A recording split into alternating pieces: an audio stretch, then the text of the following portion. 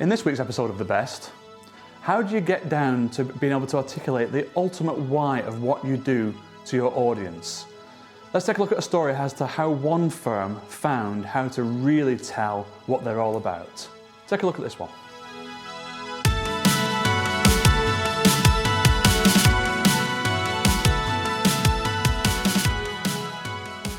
Now, I think the year is 2018 for this particular story, and we're in Cheltenham in the middle of England, and there is a big discussion going on between myself and members of a particular firm of accountants about how they get their message across to their audience. So what is the best way in which they can tell the audience why they do what they do? You know the story.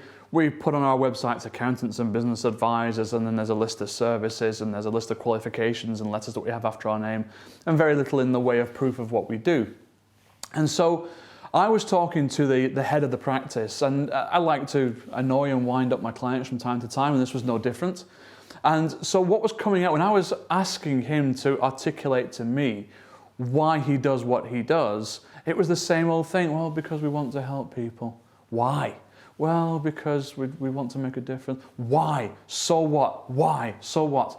Now, it's almost impossible to offend this particular person that I'm referring to because they are so mild-mannered and relaxed and calm and peaceful as a person. But you know what? I can break through the strongest fronts, including this one. And he started to get more and more agitated as I kept going. Why? So what? What do you mean? Who cares?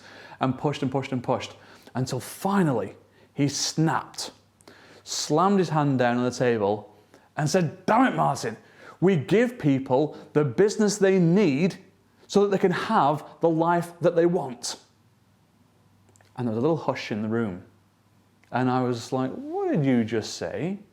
And he went, "Ooh." And the breakthrough had been made. He realized that all the work of the practice, whether it was him or the tax team or anybody else, it was all about helping business owners have the business that they needed to give them the life that they wanted, whatever that life happened to be. And this became the message, not a slogan or a strapline or a tagline, anything like that, but a message, a central message from practice to audience. This is who we are, this is what we stand for. And so this get the business you need to have the life you want thing was woven all the way through communications on the website, on the email, and anything else they would do. So if the communication was about tax, it would be to have the business you need to get the life you want, your tax matters have got to be right up to date. Or if it was about changes in legislation, maybe pension contributions, it would be to have the business you need to get the life you want, you've got to start planning now.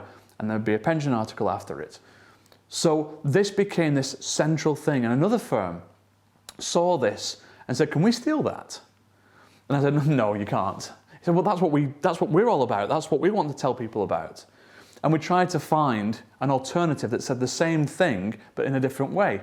Now, the second firm was right on the south coast of the country. And so we changed that into, we steady the ship, we plot your course and go with you on your journey to your ultimate destination.